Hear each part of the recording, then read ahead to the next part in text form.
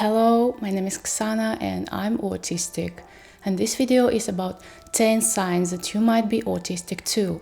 So let's talk about it. By the way, if you're new to the topic of autism, you probably don't know that approximately every 55th person has autism and cannot know about it. Because many autistic persons are very good at masking their autistic traits, and also because many countries like mine had and have very outdated knowledge about how autism looks. Well, let's go back to the 10 signs of autism. In conversations, you tend to focus a lot on how you behave, where you put in your hands, if your facial expressions are appropriate to the situation, if you have to cross your legs, etc. For me, this inner monologue makes me insane. I was always so impressed by how people choose the pose they're sitting in, how they move their hands, and how fluent and natural they look. I always feel like I'm a troll, like I'm extremely clumsy, my hands are twice longer than they are, and I'm absolutely not comfortable in my body.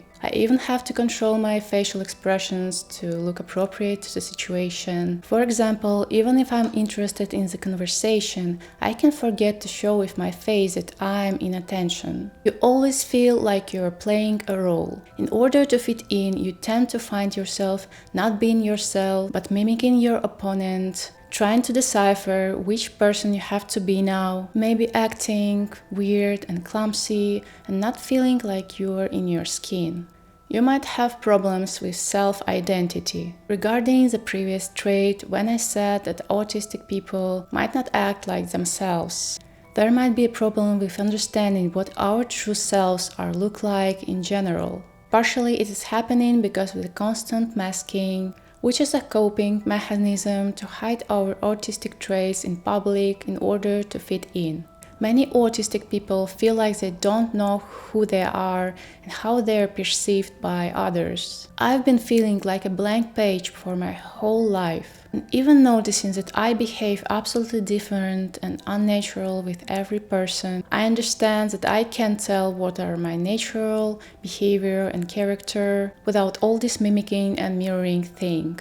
You tend to be over-fixated on yourself and your interests. You might struggle to follow conversations about topics that you're not interested in, and you are kind of waiting until you finally can change the subject back to the ones that you're fixated on. I usually struggle a lot with this thing because I don't want to seem selfish or indifferent, so I try to suppress this thing when I'm with people, even if I feel the urge to share something. But this trait can't be overlooked by my husband, for example. I don't mask with him and I feel free to share whatever is my special interest at the moment. So sometimes I feel embarrassed by the excess focus on myself, my thoughts and feelings. I know it can be hard and I know it can seem selfish, but this is just how I function. This trait was really well showed, maybe a little bit exaggerated, in the TV series Atypical. It seemed like the main character wasn't able to think about other people's feelings and was too focused on himself and couldn't focus on subjects that weren't interesting to him. You were bullied in school. There might be many reasons why autistic kids are bullied in school, like they're not as great in understanding social cues, they're oversharing and act too shy. But looking back on my experience, I feel like all these kids were like animals who instinctively spotted that I was different, even though I was trying to behave and look as normal and friendly as I could. And it's so interesting because I always was thinking about why I always didn't fit. And I never found any logical explanation for it, because I tried to fit in so hard. But all 12 years in school I was either bullied or ignored. You are sensory sensitive. You might have noticed that you have hypersensitivity to bright lights, certain sounds, smells, textures, or tastes. When I found out I'm autistic, many sensory issues that I was dealing with started to make sense finally. I didn't think that all my sensitivities are part of something bigger. I'm sensitive to loud people's voices, noise of the spoon scratching the bottom of a kettle, when someone is eating from the scratchy, unpolished plates, When someone is drawing with a marker on paper, it's very unpleasant for me to touch paper piles and flip the papers. I'm sensitive to light touches, it tickles me to the pain. I hate walking barefoot on the floor and I hate tight clothes. You are perceived as shy person. Due to the specific of autism symptoms from the very childhood, people with autism might be perceived as very shy and reserved persons. Autistics have communication deficits that often make them to avoid social contacts or be more silent around other people. For me, I always was great for friends, but being around other people still made me feel overwhelmed. Communication was so hard and obscure for me that I tend to be very silent. This is the reason why autistic people, especially girls, are very often missed. Many autistic people look like very good and convenient people from the outside, but nobody can see the struggles that autistic people are going through. Maybe you even used to explain your struggles to yourself as an extreme shyness, but you couldn't really explain everything with shyness. And this is when autism sometimes comes to fill all the gaps. You get tired of social interactions very quickly. Autistic people tend to mask their autism when communicating with other people, and masking is very exhausting. Many autistics are also very sensitive to people's voices, especially when there are many people in the same room and they're all simultaneously talk.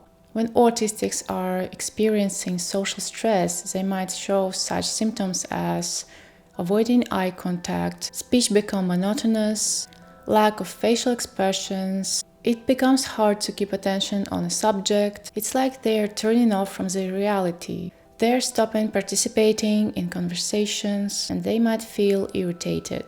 From the inside, it feels like overwhelming overload. All you want is to hide in silent and dark room. I personally hate when it happens to me. I can't control it and I feel guilty, especially when I'm with people that I like. Especially when you were the one who gathered all these people together and now you're experiencing social overload.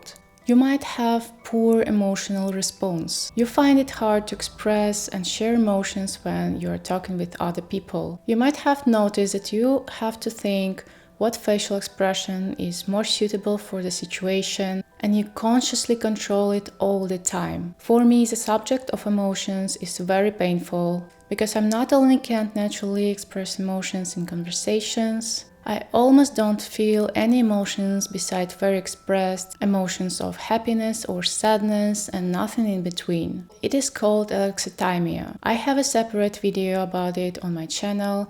I will leave a link down below in the description. Not all autistics experience alexithymia, but many of them suffer from it. It also can be that you can explain what you feel. You can describe what you feel more from the physical sensation than the name, the emotion itself. You prefer routines and sameness. Many autistics prefer to have predictable everyday life routines, and it's overwhelming to change every day's or every week's scenarios. Unpredictable things and changes makes us feel very overwhelmed. I prefer doing things that I'm familiar with every day, having familiar meals, doing familiar tasks, and having a calm routine. I also like to visit the same places and restaurants again and again. It's comforting to know what to expect, for example, from the menu. I'm feeling overwhelmed if I need to choose a meal in a new place. I can sit for eternity and sweating and not knowing what I want. I also like to walk by the same routes, like turning and crossing the road in the same places. And when I walk, for example, with my husband and he's crossing the road in the unfamiliar place, it really makes me feel uncomfortable. And I also hate to setting up new electronic devices. I would love to just have someone who would set up devices for me. For example, I haven't been opening my new printer, I guess for 3 months, because I was terrified by the whole process of setting it up. Well, it was 10 signs of autism. I hope it was helpful or entertaining. Please support me with a like button, or you can find other ways to support me in the description. I would much appreciate it. Thank you so much for being here, and I will see you in another video. Bye bye!